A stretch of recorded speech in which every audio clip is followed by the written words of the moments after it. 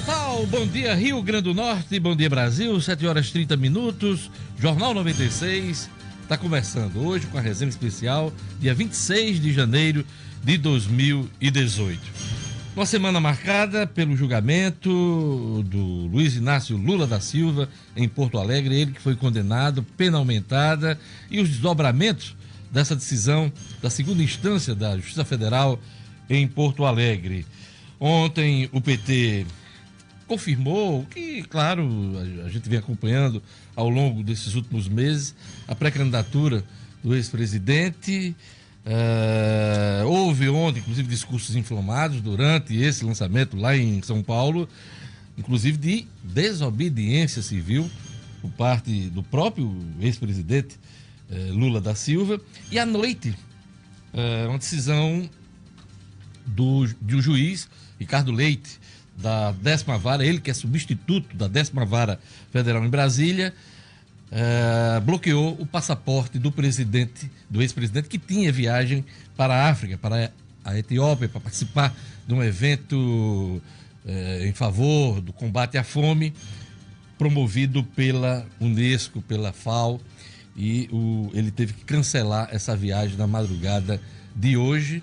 O que está previsto é que ele deverá entregar o passaporte agora de manhã. Então, são os acontecimentos, os últimos acontecimentos envolvendo a este fato que marcou a semana, não só no mundo político, mas no mundo também econômico, mexeu com os ânimos das pessoas, as conversas, enfim, eu acho que a semana foi marcada por esse evento lá em Porto Alegre, na quarta-feira, que foi o dia 24. Hoje na resenha, bom dia Marcos Alexandre. Bom dia Diógenes, bom dia aos debatedores aqui da nossa resenha. Bom dia Alexandre Cavalcante. Bom dia Diógenes, Luciano, Marcos. Bom dia amigos. Luciano Kleiber. Bom dia Diógenes, bom dia aos companheiros de bancada. Edmo Cidadinho também aqui no estúdio, daqui a pouquinho. Bom dia, bom dia Edmo. Bom dia a todos. E Edmo, que daqui a pouquinho vai trazer pra gente as informações sobre o Clássico Rei, ABC e América, o primeiro confronto dos grandes times, todo mundo muito motivado. Ontem tem inclusive a definição aí da segurança, né, Edmo, em torno do Clássico. Daqui a pouquinho o Edmo Cidadinho vai estar aqui com a gente, tá? Eu inicio o programa, a gente conversando sobre... Claro que durante o programa a gente vai voltar a esse assunto. Mas, sem dúvida, o julgamento de Lula marcou a semana, né, Marcos Alexandre? Acho que marcou o ano, né, Diógenes? A gente... muitos dizem, né, e eu acho que com razão, que essa foi um marco zero da eleição desse ano, né? Que esse julgamento do ex-presidente Lula da Silva, Luiz Inácio Lula da Silva, foi o marco zero da eleição presidencial deste ano, né? Tava muita gente esperando a definição, né, desse julgamento para definir aí alianças, definir estratégias. O próprio PT agora se vê diante desse dilema, né, político, esse grande dilema político, se é manter a candidatura do ex-presidente Lula ou partir para o chamado plano B. A princípio, as reações, as manifestações do Partido dos Trabalhadores é de que vai manter a candidatura do ex-presidente Lula. Só que isso, claro, vai depender aí dos desdobramentos jurídicos. E aí eu como leigo, né, me sinto às vezes um pouco perdido diante de tantas variações, de possibilidades, né, de recursos, de novas decisões jurídicas. A coisa ainda está em aberto, digamos assim. Vamos ver como é que dizem, né, que os próximos 2 meses serão decisivos. O fato é que hoje, dia 26 de janeiro, ainda há um turbilhão aí de possibilidades, de caminhos a serem tomados. De tudo que você falou, eu só não concordo com essa história. O fato mais importante do ano. O ano só está... Não, eu não estou discordando de você, não. Porque isso também é, às vezes, um jargão da própria imprensa diante dos fatos.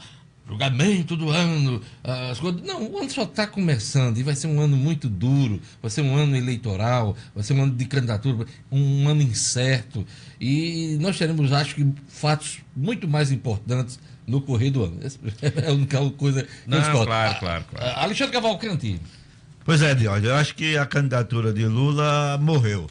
né? O PT insiste em levar a candidatura até determinado momento, mas sabendo que terá de substituí-la pelo Haddad ou pelo Jacques Wagner, porque você não admite um candidato a presidente da República com um passaporte suspenso, não admite um candidato a presidente da República condenado em segunda instância, é ficha suja, não tem mais como dizer que não é, né? Então, é claro que cabe recurso, mas eu faço parte daquele grupo que acredita que Lula, a candidatura dele já deixou de existir. Se fosse um político comum, esse assunto já estava encerrado. Lógico, né? Claro. Mas trata-se de um ex-presidente da República, com todo a movimentação... Tem até o Torquato Jardim já preparando o ambiente para uma possível prisão de Lula. Tenham calma, cuidado, né?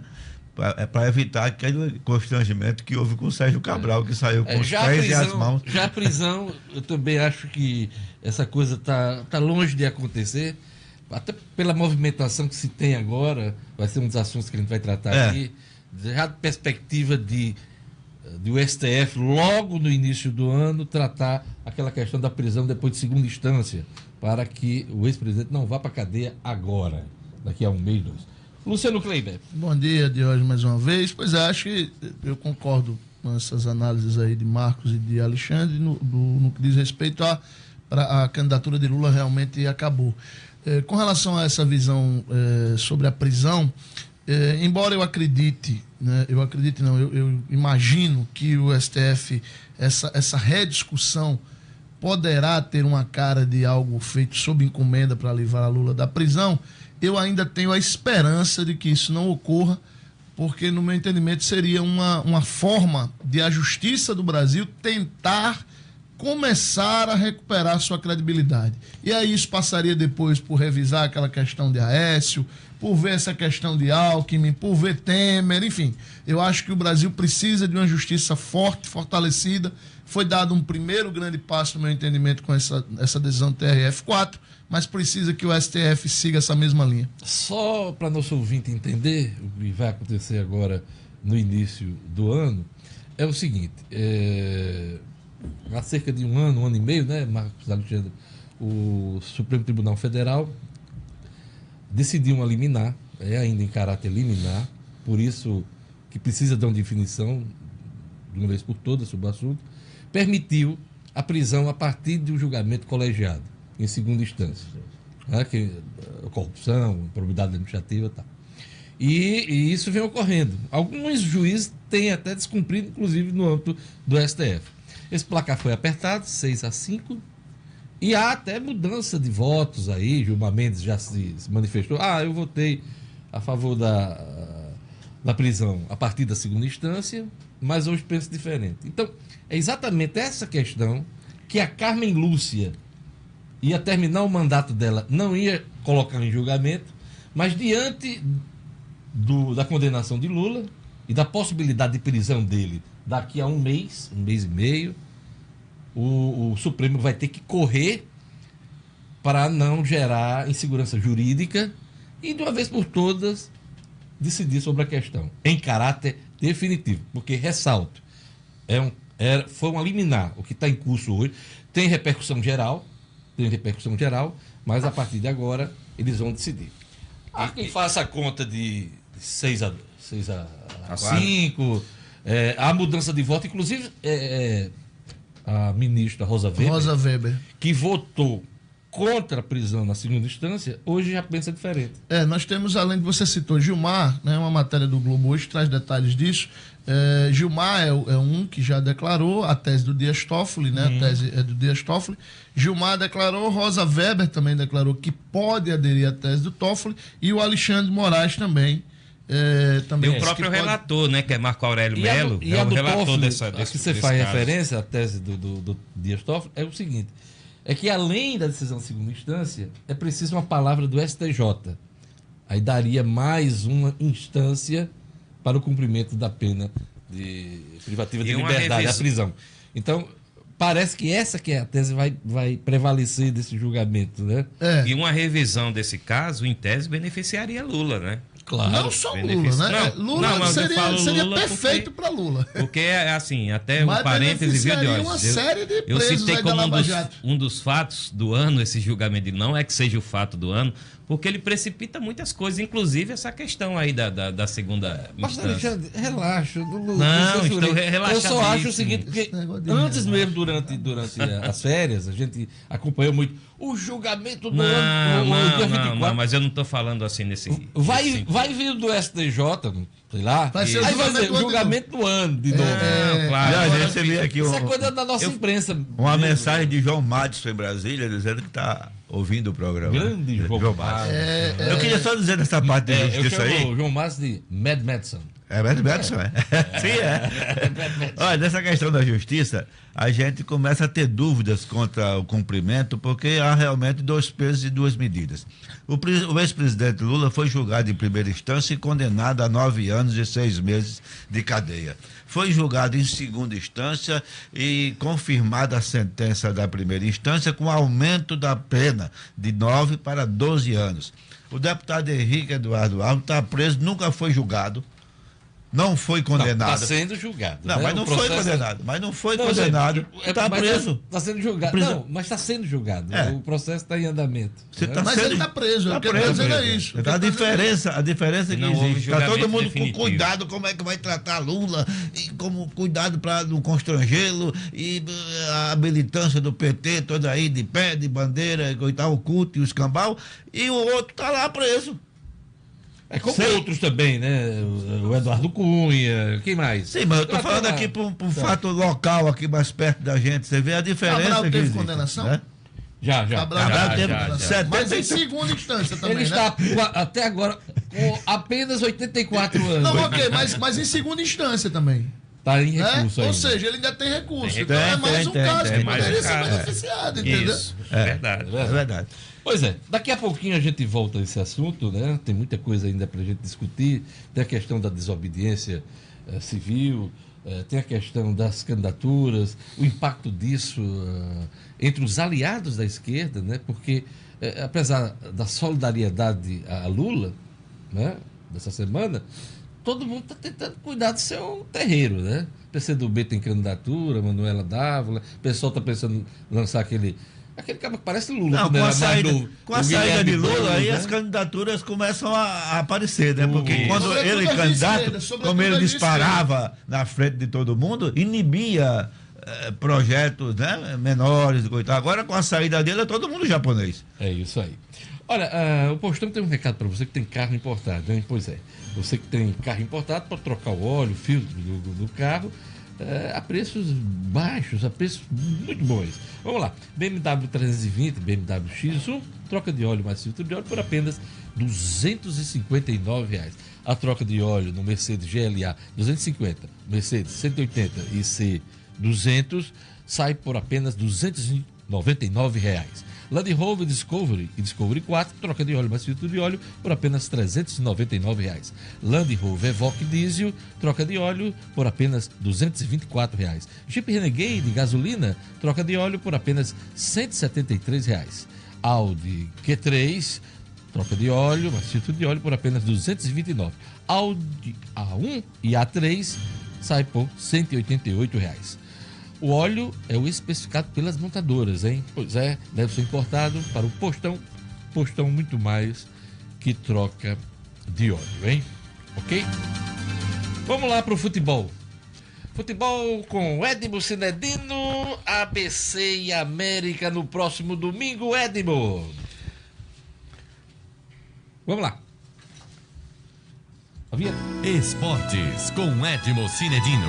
Oferecimento. Já pensou qual a importância de exercitar seu cérebro? É você com mais memória, raciocínio lógico, criatividade, foco, atenção e autoestima. Venha para o Método Supera. Unidades na Avenida Rodrigues Alves, Tirol, em frente ao Espaço América. E outra em Nova Parnamirim, no início da Maria Lacerda. 3611-2914. Cinedino, ABC e América, esquema de segurança... mais ou menos o padrão que vem ocorrendo, né? Jorge, bom dia mais uma vez a todos. Ontem tivemos uma reunião na federação, lá na Arena das Juntas. Eu só fico preocupado com o seguinte: no jogo de uma torcida só, né, que foi América Potiguar de Mossoró, teve um caso de violência. Torcedores do ABC, torcedores não, bandidos travestidos de torcedores, espancaram um torcedor, um outro travestido, esse do América. Isso num jogo de torcida única, né? Que foi América e Potiguar. Lá em Mossoró, depois do 7-0 que o ABC aplicou no Baraunas, teve casos de torcedores, dos bandidos travestidos de torcedores do ABC fazendo arruaça em Mossoró.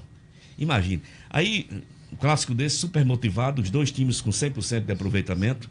O ABC vindo de uma goleada de 7-0 sobre o Baraunas, que deixou a torcida do América muito chateada. Você sente o sentimento você nota o sentimento de expectativa da torcida do ABC e do América. Então, a preocupação existe. Eu espero, Diógenes, que realmente a eficiência da polícia seja comprovada. Os 200 homens que vão ser colocados. Sempre tem, né? Sempre tem, Diógenes. Sempre tem, porque não é mais nem envolvendo futebol.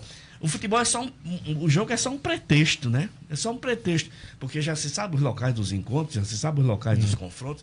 E isso é que a inteligência da polícia deveria agir antes para inibir, coibir, prender responsáveis. E entra ano e sai ano, e a gente nunca vê o Ministério Público Federal tomar uma medida. Os dirigentes do futebol do nosso estado, da nossa federação e do nosso clube tomarem uma medida. E porque a gente sabe que esses bandidos travestidos de torcedor, ao longo dos anos, eles vêm sendo bancados pelos próprios dirigentes. São os dirigentes que dão ingressos, que confeccionam suas faixas, enfim. Bom, mas falando do jogo... Favorito do ABC? Eu acho que um ligeiro favoritismo do ABC. Eu disse num programa de TV, antes do 7-0 sobre o Baraunas, de um ligeiro favoritismo do ABC pelo que ele vem apresentando nos jogos. Pela criatividade da meninada, pela versatilidade, pelo um arsenal maior de jogadas que o time do América tem, ou do ABC tem. E o América é um time... O América é um time mais experiente, parece, mais compactado, mas não tem, na chegada na frente, aquela coisa da versatilidade, da criatividade, das alternativas de jogadas. Eu acho que o ABC tem muito mais. Mas a gente sabe, futebol hoje é decidido, mais de 80% do futebol hoje é decidido pelo fator psicológico. Aí você tem que pensar, como os meninos do ABC como é que vão reagir diante de um clássico, né? O Alisson já pode fazer diferença, Edmar? Eu acho que sim. Já fez, né? Não, eu digo, mas amanhã, eu digo um clássico, ele já pode fazer diferença? Eu acho que sim, sabe, Luciano? Um jogador como o Alisson Bey, você sabe, um cara que foi decisivo em Cruzeiro de Belo Horizonte em Taça Libertadores, um cara que foi decisivo em Botafogo do Rio. Experiente, inclusive, nos clássicos ABC e América. Exatamente, experiente nos clássicos ABC, mas o torcedor espera muito do Alisson. E realmente eu acho que ele pode fazer a diferença. Agora, a diferença maior pode fazer esse grupo de jogadores talentosos que tem o ABC, se eles jogarem dentro da normalidade do que eles vêm apresentando. Esquecendo que estão num clássico. Exatamente, eu acho que é isso. O América Futebol Clube, o técnico Leandro Campos mostra preocupação porque ainda não tem uma definição de ataque. A defesa do América é muito elogiada, os meus campistas de marcação do América são muito elogiados, mas é só nesse detalhe da criatividade que eu acho que vai ser. Do meio pro fim, né? Do meio pro fim. Beleza, ABC e América. Santa Cruz surpreendeu o Globo? Foi pois é. Vai lá no Já Baitão, pensou? né? Tirou praticamente o Globo do páreo aí da luta, porque é tão rápido, esse primeiro turno, esse primeiro turno do Campeonato Estadual é tão rápido o Campeonato Potiguar, e o Globo perdeu ontem o Santa Cruz de 2-1. Então Santa Cruz fez o que muito petista quer fazer com a Rede Globo, né? Com o Globo. Desorientar. Não, brincadeira, sacanagem. E ontem nós tivemos também o Açu, que venceu o Força e Luz de 2-0, esse jogo realizado lá em Açu de hoje. Então é isso. Amanhã, sábado, 17h30, América e ABC na Arena das Dunas. A gente espera que a Arena das Dunas faça seu papel e que os portões funcionem, que atenda bem. Edmo, eu queria... Não sei se você falou... Já comeu carne de jacaré? Que é isso? Não, mas continua. Lugo também não, mas tem vontade. Olha só, eu vi que no início da semana, na segunda-feira, você falava aqui com muita razão de um jogo que ia ter Globo e Força e Luz na Arena das Dunas, às 3h da tarde da segunda-feira. Você trouxe aqui a informação de quantos pagantes deu esse jogo? Rapaz, você tem essa informação? 225. Surpreendentemente, 247 torcedores.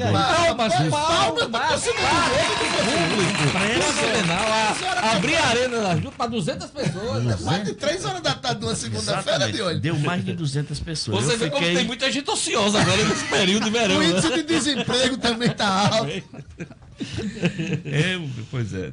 É isso aí. Então, nós temos aí. O Amanhã também Campeonato tem Estadual. Flamengo e Vasco. viu? Amanhã também tem Flamengo e Vasco, Não, né? rapidinho, Flamengo, qual é a 100%. rodada do estadual no final de rodada semana? estadual. Temos ABC e América. Tem o clássico dos melhores, tem o clássico dos piores, né? Que é Potiguar e Baraúnas, domingo lá em Mossoró. Eita, jogando. Situação. E o Baraúna querendo se Rapaz, reabilitar, né? Baraúnas teve bate-boca, treinador dispensado, brigou com um jogador antes do Foi jogo ontem, começar. saiu o Foi, técnico, Foi, né? saiu Foi o técnico. dispensado. Potiguar de Mossoró contratou 21 jogadores de fora para fazer esse campeonato que está fazendo.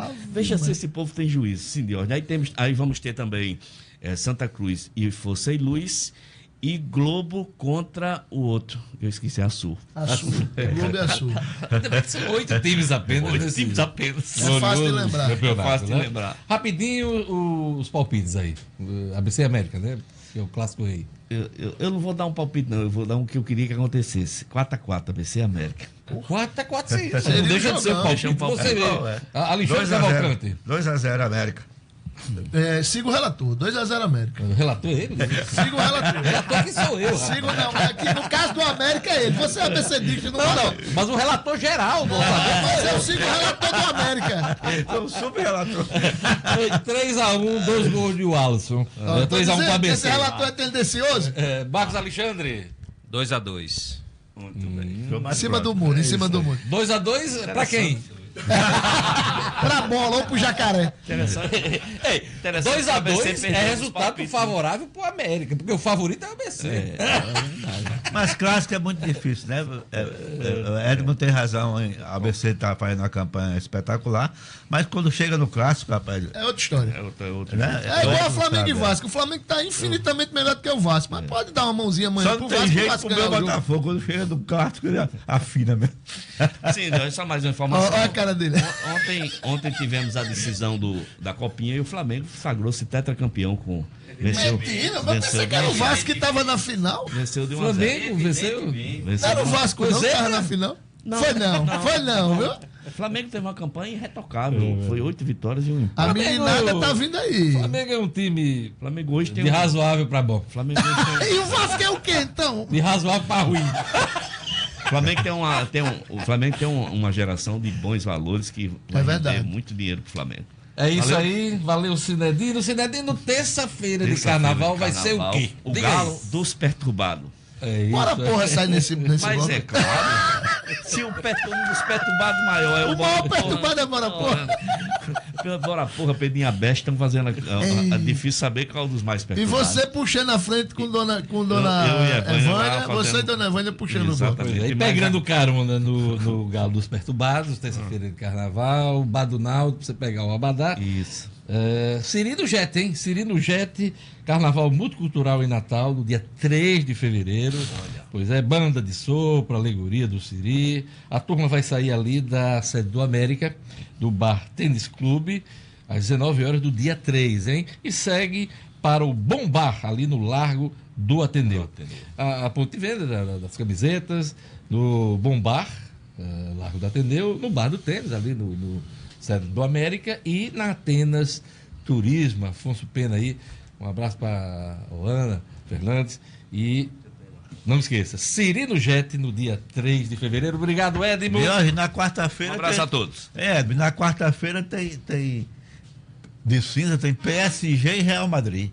Mas quarta-feira agora. De essa cinza. semana. De cinza, cinza. depois do carnaval.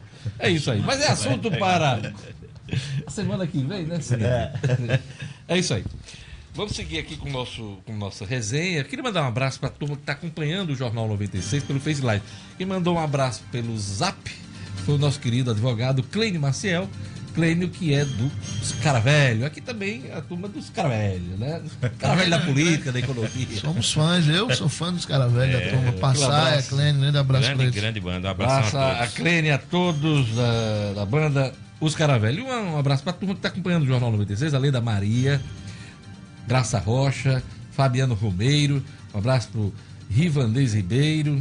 Um abraço para o Túlio Melo, acompanhando a resenha do Jornal 96. Everton Machado, Kleber Fernando, Tibério Calaça, Canidé Fernandes e Leonardo Machado. Essa turma bacana acompanhando o Jornal 96.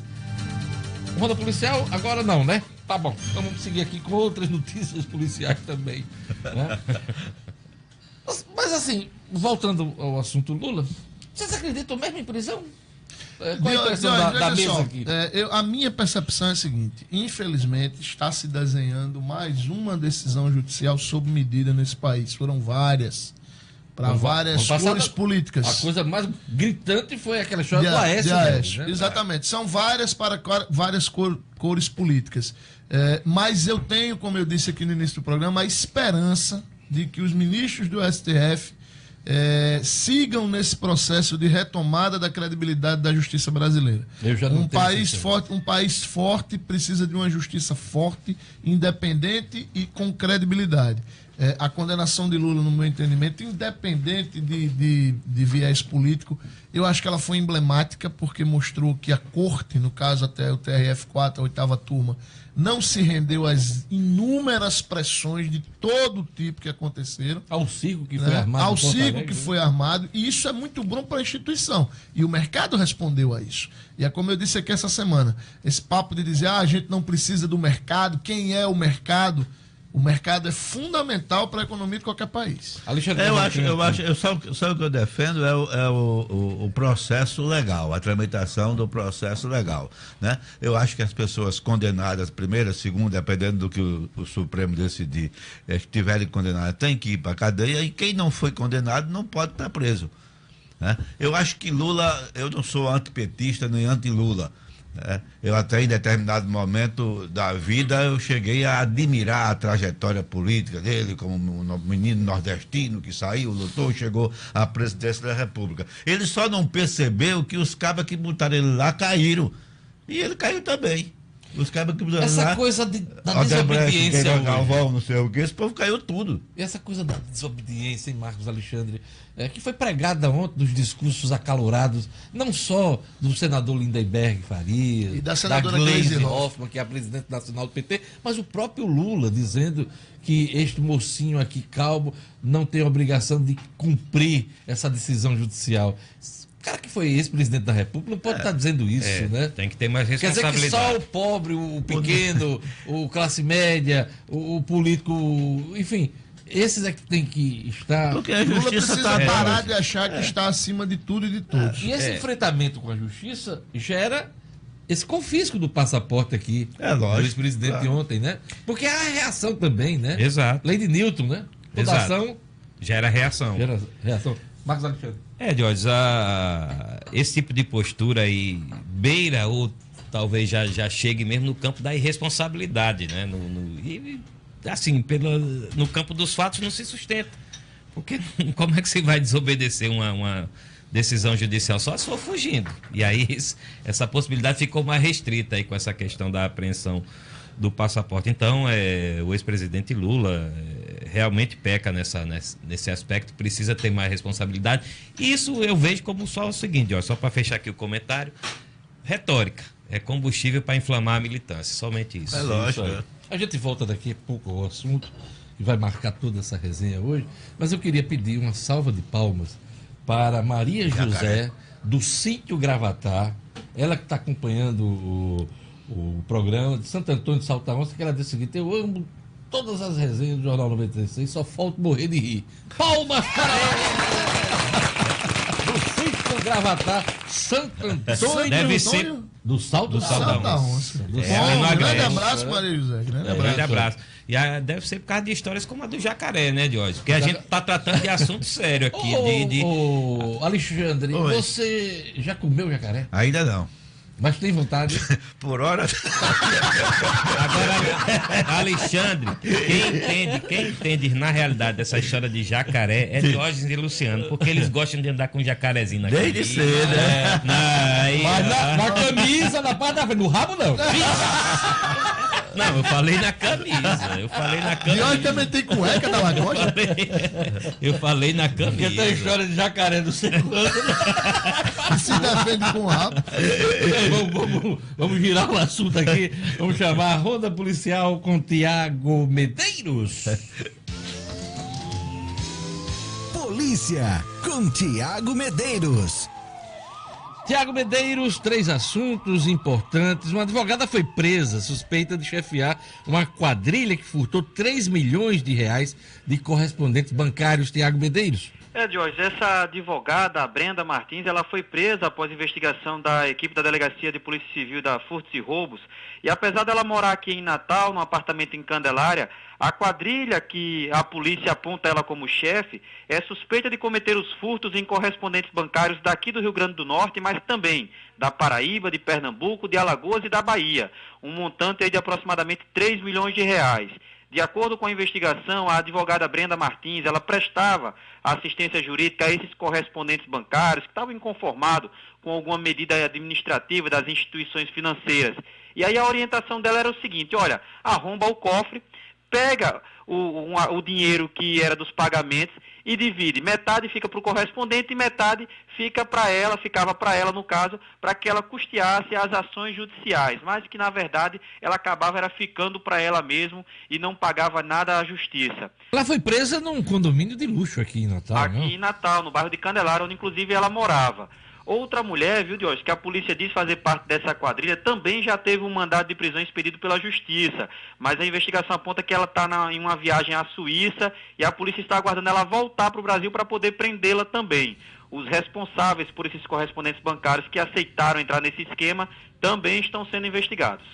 Polícias Civil e Militar cumpriram mandados de prisão, apreensão, contra traficantes de drogas em Parnamirim, Tiago Medeiros. A Operação Trampolim ela foi deflagrada desde as primeiras horas da manhã de hoje, Jorge? As equipes continuam nas ruas lá da cidade de Parnamirim. Então, essa operação está em curso? Está em andamento, sim. O delegado Fernando Lucena, que é quem está coordenando a ação, ele vai inclusive conceder uma entrevista coletiva no final da manhã de hoje, lá na primeira DP, para fazer um balanço das prisões e da apreensão. Ao todo foram 15 mandados de busca e apreensão e outros 2 de prisão.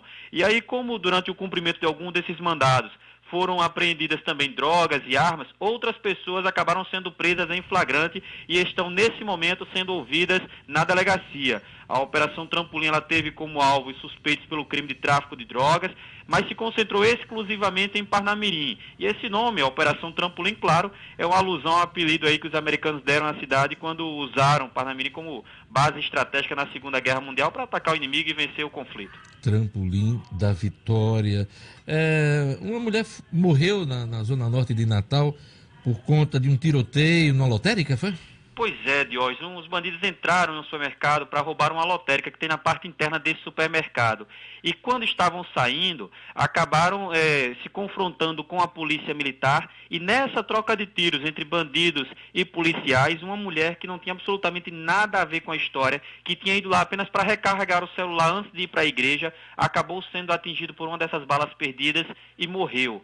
A polícia ainda chegou a prender uma das pessoas que estava nesse tiroteio, mas parte da quadrilha conseguiu escapar. Agora a investigação, além de querer saber quem eram as pessoas que estavam no roubo, também deve apurar, a exemplo do que aconteceu naquele caso lá de Nova Parnamirim, a responsabilidade pela morte dessa jovem. Se foi da polícia militar, se foi dos bandidos que usaram ela como escudo humano, enfim, são 2 investigações que começam agora a correr. Ok, Tiago Medeiros, muito obrigado por sua participação. Até segunda-feira com as notícias policiais. Você que está me escutando aqui no Jornal 96 pode acompanhar, ter mais informações policiais no portal nominuto.com, www.nominuto.com. Rapidinho, seu placar para o jogo ABC América. Jorge, eu espero que seja um placar de paz, independente de quem vencer, mas eu acho que vai dar 1-1. 1-1. É isso aí, obrigado, Tiago. Até segunda. Até segunda-feira, Jorge. São 8h04 em Natal. A gente vai para um rápido intervalo. Daqui a pouquinho a gente volta com a resenha especial do Jornal 96. Tchau.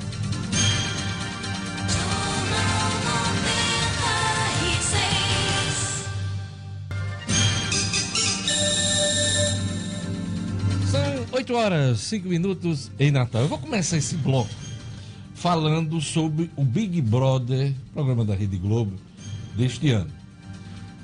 Uma repercussão, uma polêmica muito grande, porque tem familiares dentro desse Big Brother do ano pai e filha, se eu não me engano, e algumas cenas picantes têm incomodado o público, tem incomodado e gerado, inclusive, incômodo para a própria televisão que está promovendo o programa. É isso mesmo, Luciano Clipe, está acontecendo no Big Brother? Eu não tô aqui pregando nenhum falso exagero, moralismo, nem falso moralismo, nem radicalismo nenhum, mas há algum tempo eu não assisto o Big Brother, porque eu acho que a Globo realmente perdeu a mão no programa. Acho que ele tem delineado aí alguns limites com os quais eu não concordo. Tem passado de alguns limites com os quais eu não concordo, e a minha ferramenta que eu tenho é não dar a audiência. O ano passado houve agressão, né, entre os participantes. Teve uma história de um cara que quis bater na mulher e tal. Então, assim, eu li, vi algumas imagens em redes sociais e tal, e soube de uma história de um incesto, um beijo de um pai numa filha, bulinando, o pai bulinando a filha, beijo de boca, e agora... A menina dizendo que ia pro banheiro, não, papai, eu tô de calcinha, aí ele se baixou pra olhar. E Marcos tava me mostrando aqui uma história do cara se esfregando na filha, o pai se esfregando... Lacrando, né? Porque hoje eu não sei, eu prefiro acreditar que a Globo perdeu a mão, sabe? Eu não acho que isso seja saudável para ninguém, para família nenhuma. Repito, não estou aqui pregando nenhum falso moralismo. Eu acho que as pessoas têm que viver a vida como querem. Agora, eu acho que uma televisão, uma emissora de TV como a Globo, o alcance nacional, que a gente não pode esquecer, que a TV é uma concessão pública, não podemos esquecer isso também. Mas ela tem um nível de responsabilidade com alguns valores. Eu não sei se vocês lembram, aqui eu comentei aqui no início da semana passada, aquela declaração de Flávio Rocha lá em Nova York, que eu até me alinho do ponto de vista econômico com muitas das ideias do empresário Flávio Rocha, mas eu acho que ele errou na mão quando ele lá em Nova York disse que o próximo presidente do Brasil precisava ser liberal na economia e conservador nos costumes. Eu acho que um cara como Flávio Rocha falar em conservadorismo nos costumes a esta altura em que a gente vive é rotular demais. Agora também acho que a Globo está passando dos limites. Complicado, né, Marcos Alexandre? Parece que a Globo chegou a se reunir, o pessoal do programa, a produção, com a própria família, e a família explicou, não, porque essa é a relação que a gente tem no dia a dia, mas essa coisa não pode ser levada. A Globo pode ter essa relação dentro da casa deles. Agora... É como o Luciano diz, a Globo precisa ter um filtro mais rigoroso, aqui, deixar claro aqui que ninguém está falando de censura, né? Principalmente, assim, agora, o que é lamentável também, por outro lado, é que esse tipo de coisa dá audiência. Infelizmente. Por isso que o Big Brother está no ar. Né? Dá audiência, dá dinheiro, dá receita, dá lucro. Dá lucro. O Big Brother, assim, goste ou não, dá lucro. O camarada realmente checar a calcinha da bichinha... Não, aí agora a Globo, que se posicionou, eu vi só assim, um comentário na imprensa de que a Globo se posicionou, quer dizer, ela viu a repercussão negativa, muito negativa, né? Eu tomei conhecimento através de grupos aqui do WhatsApp, o pessoal mandou vídeo, que eu mostrei até agora aqui para Luciano, para Alexandre Cavalcante, né? E realmente o vídeo é estarrecedor. Na realidade, o BBB não é meu tipo de programa, então eu não vejo, mas a gente com o celular da mão é obrigado a ver tudo, né? Tá no Instagram, tá no Facebook. WhatsApp. E a Globo já é isso. Essas coisas são já na cara da gente. Falar em negão do WhatsApp apareceu no DRF4. voltando a Alexandre Cavalcante. Já há algum tempo que a TV Globo vem provocando esse tipo de reação, né? O povo tem até piada de Zelezinho dizendo que aquele Zé Maia, a única serventia dele na novela é comer o povo. É isso? Ao ponto de um câmera estar filmando ele lá em Corrital, ele olhou pro cabra, vá pra lá. Olha, Zé Maia Dantas, aproveitando esse momento sexual do programa, eu vou chamar agora Cristina Han, a nossa sexóloga, psicóloga, e ela vai falar de um assunto polêmico, o tabu da virgindade. Cristina Han. Sexo Falado, com Cristina Han. Oferecimento, Clínica de Sexualidade Humana. Telefone 99921-9925. Então, a gente aprende que a mulher perde a virgindade a partir do rompimento do ímen pela penetração. Acho esse assunto bem controverso. E se a pessoa cair e tiver uma ferida interna que rompa o ímen, então ela não é mais virgem? E se ela tiver nascido sem ímen, nunca foi virgem? E aqueles casos de ímen mais elástico que não se rompe de cara, fica-se virgem para sempre? É preciso, talvez, explicar que tipo de rompimento do ímen conta como perda da virgindade. Rompimento do ímen por penetração? Precisa ser a penetração de um pênis? Se sim, pessoas com vagina que não se relacionam sexualmente com pessoas com pênis são virgens para sempre? Há aqueles que dizem que perde-se a virgindade depois de ter tido relações sexuais. Certo. Mas o que seriam relações sexuais? Sexo oral e sexo anal contam ou não?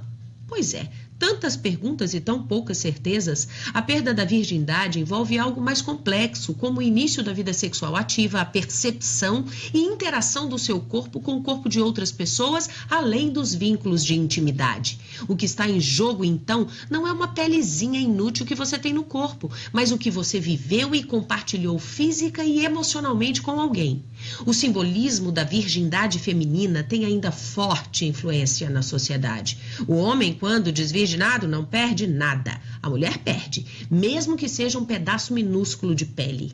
Há não muito tempo, se a mulher não fosse mais virgem, ela não servia para casar e ela podia até perder o convívio com a família. Mesmo em muitas sociedades que avançaram no conceito de igualdade entre homens e mulheres, a virgindade feminina mantém seu status de preciosidade. Vivemos em um duplo padrão de educação sexual. O homem é educado para ser o garanhão e a mulher para ser apenas de um ou de poucos homens. Quanto mais a mulher se resguardar, mais será valorizada. Quanto mais experiências sexuais um homem tiver, mais macho ele será. Precisamos rever conceitos. Para finalizar, acredito que as questões de ordem emocional e psicológica, sim, precisam estar amadurecidas antes da primeira relação sexual, independente da idade. O importante é começar a ter a vivência sexual quando já se tiver também a responsabilidade das consequências desse ato. Não basta somente fazer, é preciso responder por isso. Cristina Ram, para o Jornal 96. É isso aí, 8 horas 14 minutos em Natal. Vamos falar aqui um pouco do estado do Rio Grande do Norte. Ontem teve a visita de técnicos do Tesouro Nacional, em reuniões com técnicos do governo estadual. Luciano Kleber, o que é que saiu disso?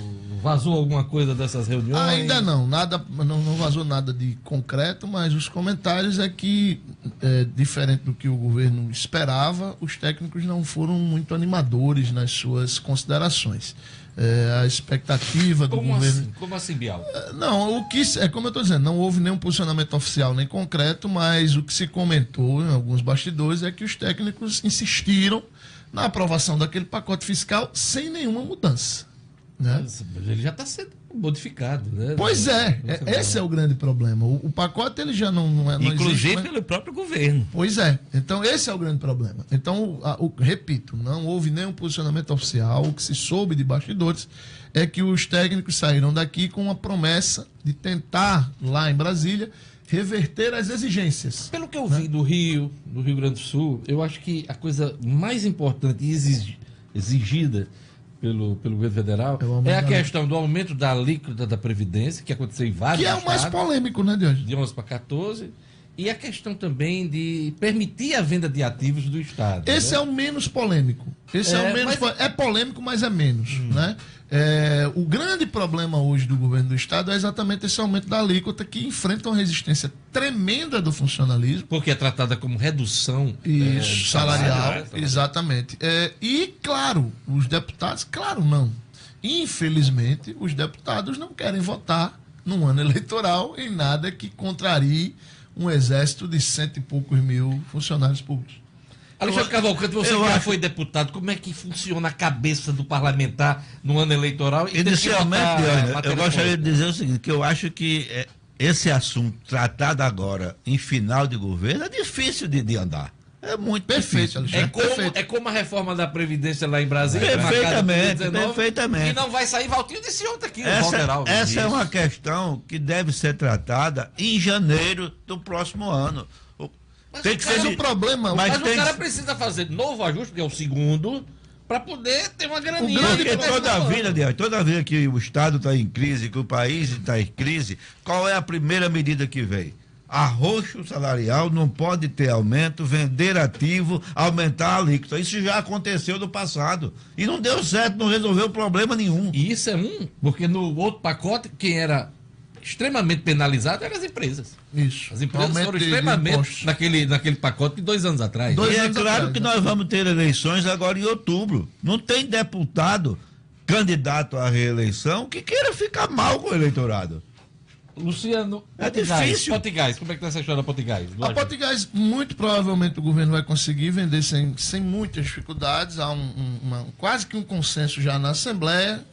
O governo realmente é inadmissível que o governo, na situação fiscal que tem hoje, mantenha uma empresa, se mantenha como sócio de uma empresa. Não é função do governo, né, Deus? Distribuir gás não é função do governo. Ele tem que regular, tem que trabalhar na regulação do mercado e tal. Mas distribuir gás não é função. E a Potigás é uma empresa saudável, lucrativa e é sim uma boa opção do governo fazer caixa.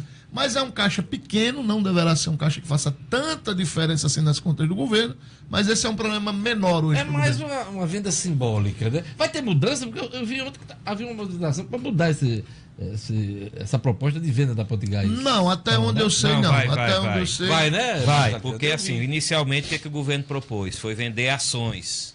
O governo, se eu não me engano, tem 17% de participação na Potigás. Porque tem a Petrobras e também tem um terceiro ator aí. Aí eu não acho. Vou ficar Petrobras e acionistas privados. Que são, acho que minoritários, né, Luciano? E aí o que o governo está propondo agora, mandando um substitutivo?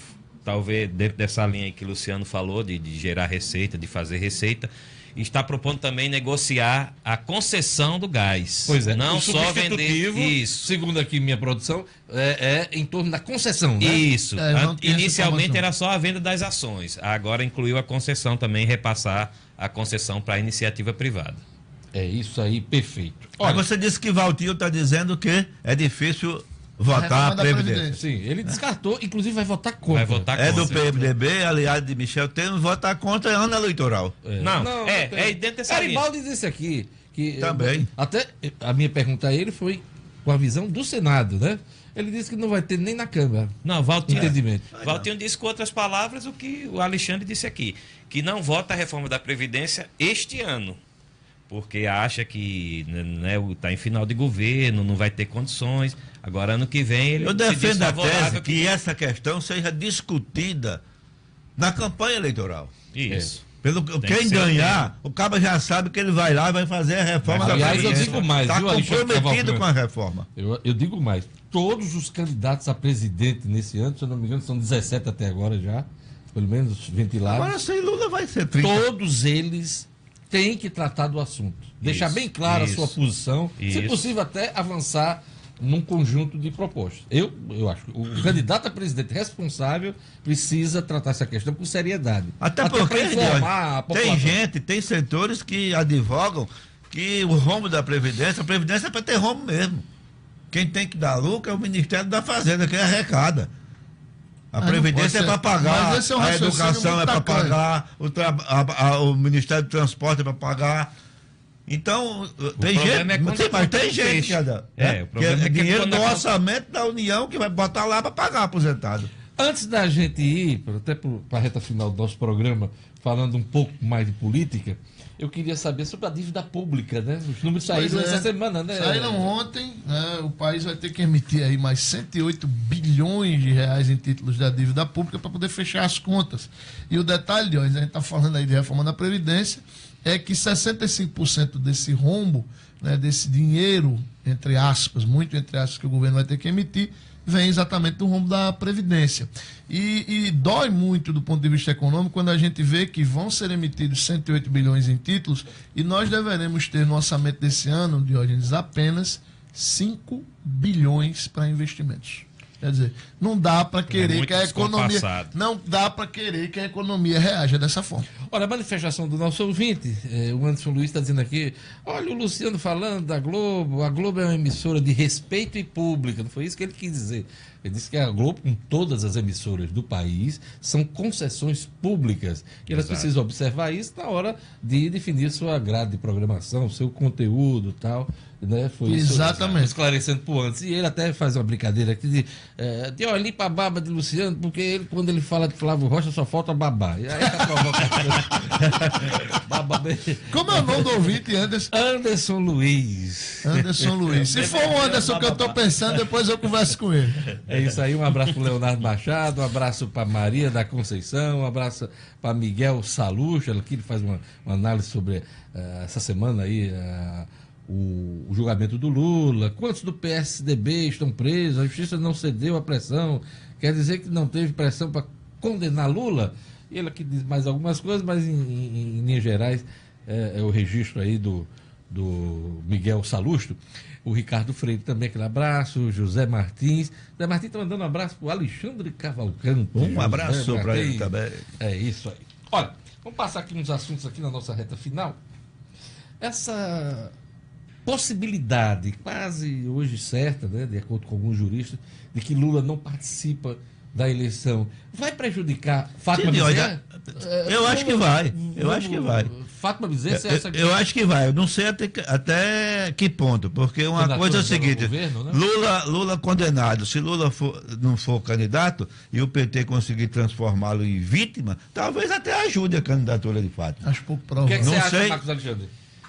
Diógenes, assim, o cenário está tão aberto que é difícil até a gente traçar esse tipo de previsão, mas em tese realmente prejudica. Agora a gente tem que olhar o outro lado, né? Lula, não sendo candidato, ele vai ser cabo eleitoral.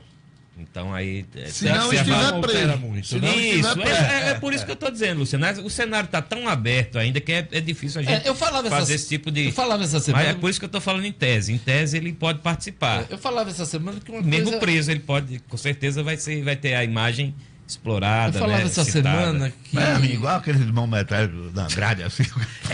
Mas aí tem a militância. Eu posso falar? Pode. À vontade. Eu falava essa semana que uma coisa Fátima ser candidata ao governo, com Lula puxando votos para presidente da República. Outra coisa, acho que perde um pouco de força. Claro que tem outras variáveis que contam uma história eleitoral e ela pode encontrar também outros caminhos, né? Lógico. Ela que lidera as pesquisas de opinião nesse momento e pode até reverter. Mas acho que uma coisa era ser candidato ao governo com Lula candidato a presidente. A outra coisa eu acho que perde um pouco. Isso. É preciso rever até essa estratégia eleitoral. MDB definiu os rumos, Alexandre, porque quem disse isso aqui foi Geraldo Melo. Está querendo definir, né, com essa questão da candidatura de Carlos Eduardo, que é do PDT, não é do PMDB, a governador com Garibaldi e José Agripino para o Senado. Já houve aí uma defecção, que foi a saída de Geraldo Melo do PMDB. Ele está mantendo alguns encontros, tem conversado muito política com outros segmentos e me parece que está sendo formatado um grupo aí que ainda não definiram as candidaturas, mas que estão conversando para indicar a responsabilidade de cada um. Fulano é candidato, Cicano é candidato. Valtinho falou ontem aqui que faltou humildade a Geraldo, porque ele queria ser candidato ao governo ou Senado. E no momento não dá para apresentar uma candidatura majoritária do PMDB, governo e Senado, ou 2 senadores, tendo que acomodar os aliados. Pois é, mas aí você pega o seguinte, eu acho que Valtinho foi na contramão, porque quem é o candidato a governador? Carlos Eduardo Alves. Quem é o candidato a senador? Garibaldi Alves. Quem é o candidato prioritário desse grupo? Walter Alves. Quer dizer...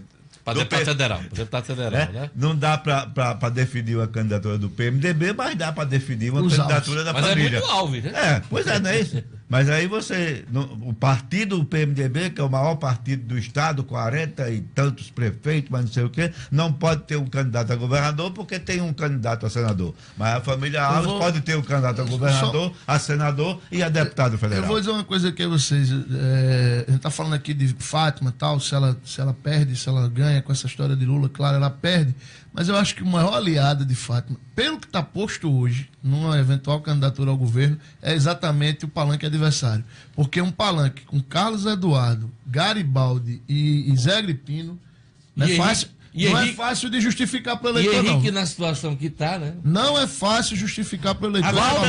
Agora também, Diógenes, esse momento é muito... Eu vi agora, recentemente, nos jornais e aqui também no Face, nos blogs, a possível candidatura de um cidadão que eu não tinha visto ele ainda se mexer no meio político, que é o homem do melão. É o cabo da fruta, exatamente. Candidato Roberto Barcelos. Como é o nome dele? Roberto Barcelos. É logo candidato a senador. Lá da eu tenho uma certa preocupação. Agrícola famosa. Luciano, Marcos Alexandre de Ordem, porque tem gente que a gente não sabe nem quem é.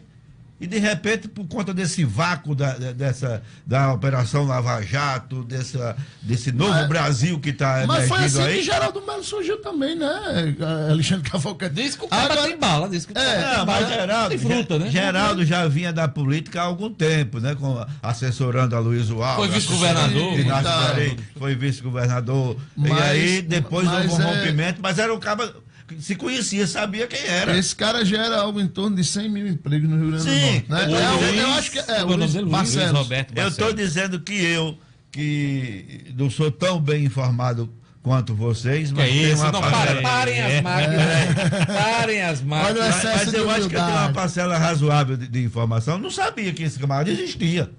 Não, mas ele realmente é um poste. Ele é um poste. Entendeu?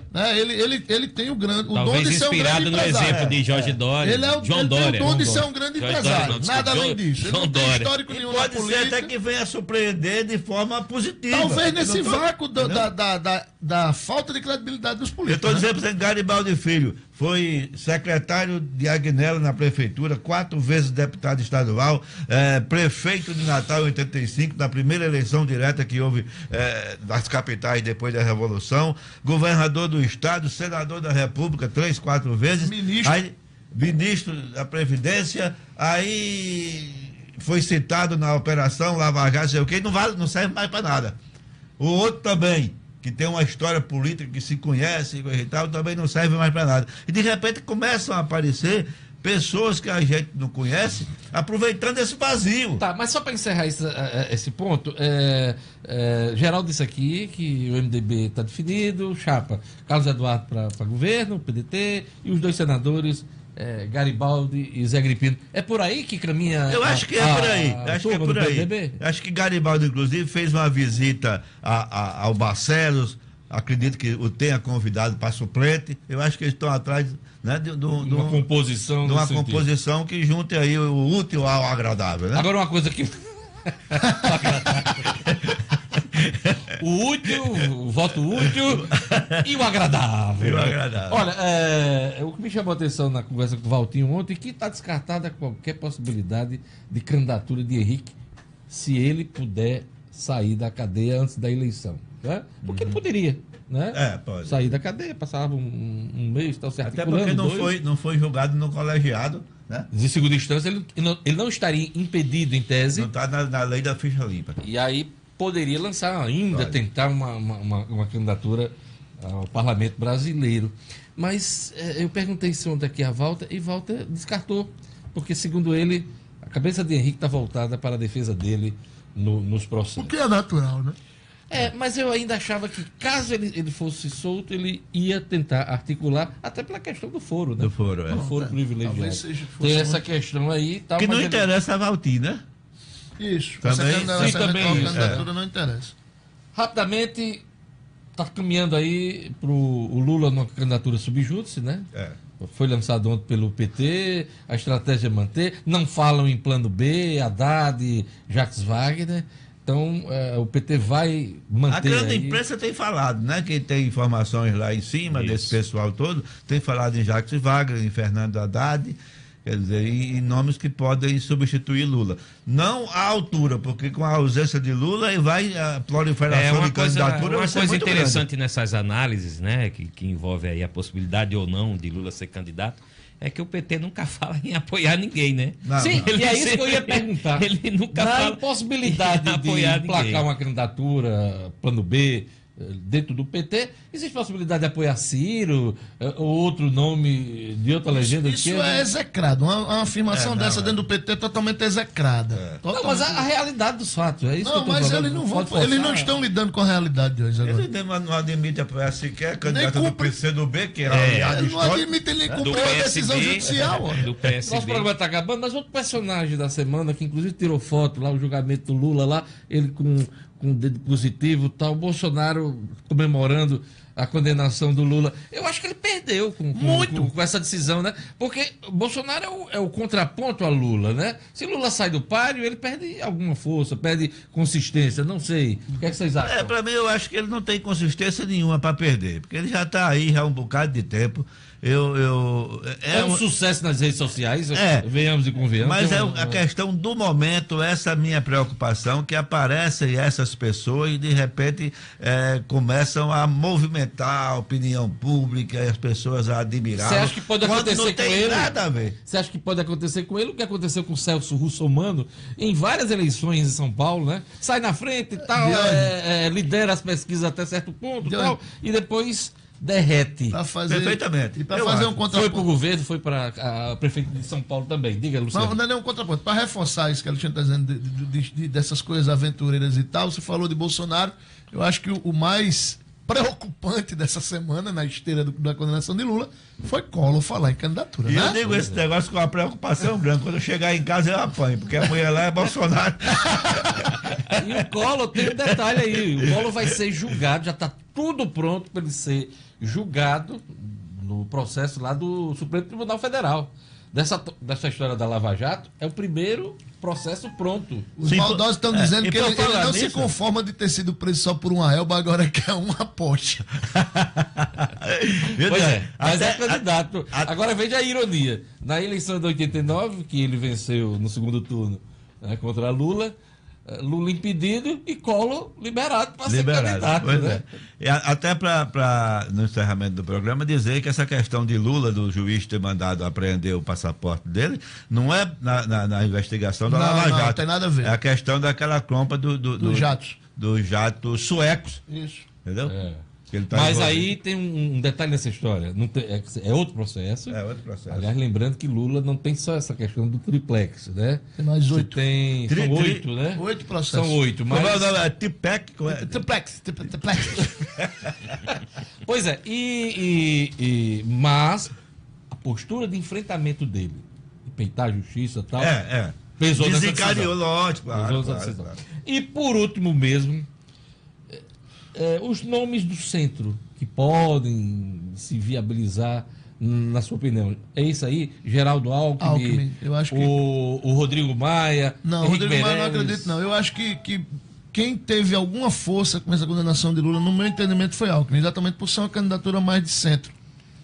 Então eu acho eu vejo o Alckmin mais forte por ter mais consistência. É governador de São Paulo já há muito tempo, tem um partido grande, preside inclusive esse partido, né? Surgiu no final do processo lá interno do PSDB como nome para presidir o partido, né? Ficou aquela divisão Aécio, Tasso Gereissati, e ele surgiu, ganhou força.